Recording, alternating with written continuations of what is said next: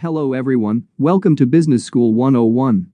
Key Performance Indicators, or KPIs, refer to a set of quantifiable measurements used to gauge a company's overall long-term performance. KPIs vary between companies and between industries, depending on performance criteria. For example, a software company striving to attain the fastest growth in its industry may consider year-over-year revenue growth as its chief performance indicator. Conversely, a retail chain might place more value on same-store sales as the best KPI metric for gauging growth. So what are the major characteristics and categories of KPI? What are the most used KPIs and how to measure them? Why KPIs are so important to companies? In this video, I will discuss these questions with you. Section 1. Common characteristics. Here are some common characteristics of KPIs. Number 1. Relevant. KPIs should be relevant to the goals and objectives of the organization. They should be aligned with the overall strategy and provide insight into the areas that are most important for success. Number 2. Measurable. KPIs should be measurable in a clear and objective manner. This means that there should be a defined method for tracking and reporting progress toward the KPI. Number 3. Specific. KPIs should be specific and well-defined. This means that they should focus on a specific area of the business and provide a clear target for performance. Number 4. Time-bound. KPIs should have a defined time frame for achievement. This helps to ensure that progress is being made toward the goal and provides a deadline for achieving the desired outcome.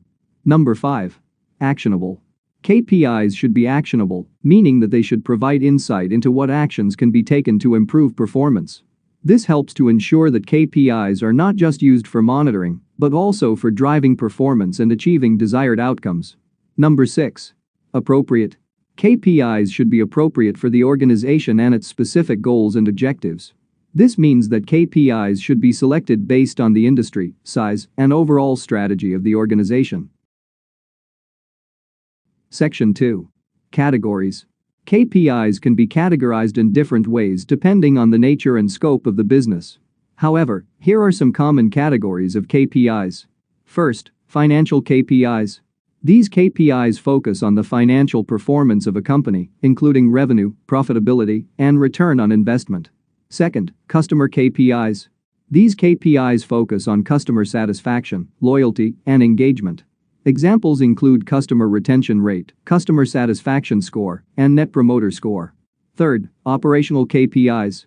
These KPIs focus on the efficiency and effectiveness of a company's operations, including productivity, quality, and supply chain management. Fourth, employee KPIs. These KPIs focus on employee performance, engagement, and satisfaction. Examples include employee turnover rate, absenteeism rate, and employee satisfaction score. Fifth, sales and marketing KPIs. These KPIs focus on the performance of the sales and marketing functions of a company, including lead generation, conversion rates, and customer acquisition cost. Section 3. Most used KPIs.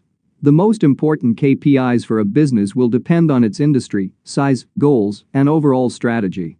However, here are some common KPIs that are important for most businesses. Number 1. Revenue. Revenue is a key performance indicator for any business as it measures the total income generated from sales. The formula for calculating revenue is revenue equals price times quantity sold.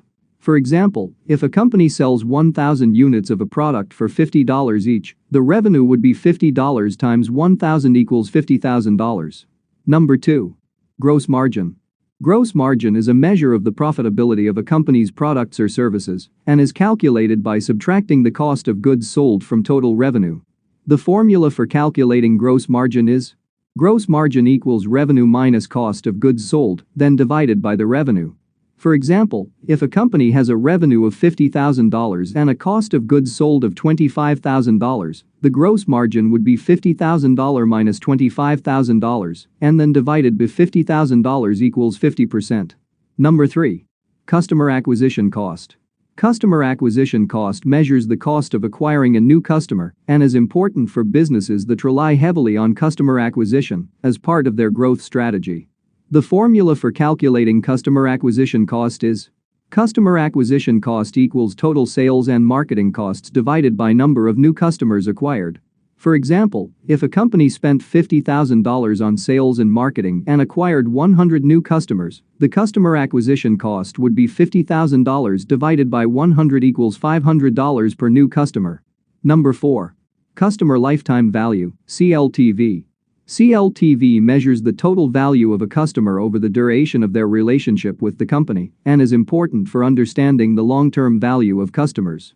The formula for calculating CLTV is CLTV equals average value per sale times number of repeat transactions times average retention time. For example, if a company has an average sale of $100, customers make an average of 3 transactions per year, and the average customer retention time is 3 years, the CLTV would be $100 times 3 equals $900. Number 5. Net Promoter Score, or NPS. NPS measures customer satisfaction and loyalty by asking customers how likely they are to recommend the company to others. NPS is calculated by subtracting the percentage of detractors, or customers who would not recommend the company, from the percentage of promoters, or customers who would recommend the company. The formula for calculating NPS is NPS equals percentage of promoters minus the percentage of detractors. For example, if 50% of customers are promoters and 20% are detractors, the NPS would be 50% minus 20% equals 30%. Number 6. Employee turnover rate. Employee turnover rate measures the percentage of employees who leave a company over a given period of time and is important for assessing employee satisfaction and retention. The formula for calculating employee turnover rate is employee turnover rate equals number of employees who left divided by number of employees times 100. For example, if a company had 100 employees and 10 employees left in a given year, the employee turnover rate would be 10 divided by 100 times 100 equals 10%. Number 7. Inventory turnover. Inventory turnover measures how quickly a company is selling its inventory and is important for managing cash flow and identifying potential supply chain issues. The formula for calculating inventory turnover is inventory turnover equals cost of goods sold divided by average inventory. For example, if a company had cost of goods sold of $100,000 and an average inventory value of $25,000, the inventory turnover would be $100,000 divided by $25,000 equals 4. Number 8. Website traffic. Website traffic measures the number of visitors to a company's website and is important for assessing the effectiveness of its digital marketing strategies. This data can be obtained from tools such as Google Analytics. Number 9. Social media engagement. Social media engagement measures the level of engagement and interaction that a company's social media posts receive and is important for building brand awareness and engaging with customers. This data can be obtained from tools such as Hootsuite or Buffer. Section 4. Importance. KPIs are important for several reasons. 1. Provides a clear picture of performance. KPIs provide a clear and concise way to measure progress towards achieving specific goals or objectives.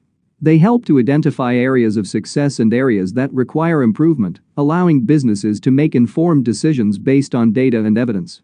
2. Aligns activities with objectives. KPIs help to ensure that all activities and operations are aligned with the overall objectives of the business.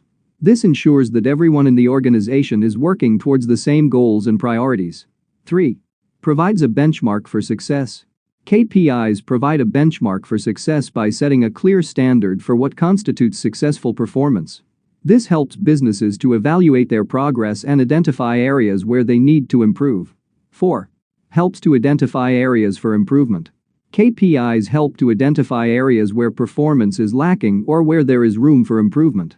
By monitoring KPIs, businesses can take corrective action to address these issues and improve their overall performance. 5. Enables informed decision-making. KPIs provide the data and information necessary to make informed decisions. By tracking KPIs, businesses can identify trends, anticipate problems, and make data-driven decisions about how to allocate resources and prioritize activities. Section 5. Conclusion. KPI stands for Key Performance Indicator. It is a measurable value that helps organizations track progress towards achieving their goals and objectives. KPIs are used to assess performance across a range of areas, from financial performance to customer satisfaction, employee engagement, and operational efficiency. By using KPIs to monitor and evaluate performance, organizations can make informed decisions and take action to achieve their desired outcomes. Alright, that's all for today's topic. If you have any questions regarding this video, please leave your thoughts in a comment below. I hope you guys have enjoyed this video, and if you did, make sure you give it a thumbs up and subscribe to my channel. Thanks for watching, and I will see you next time.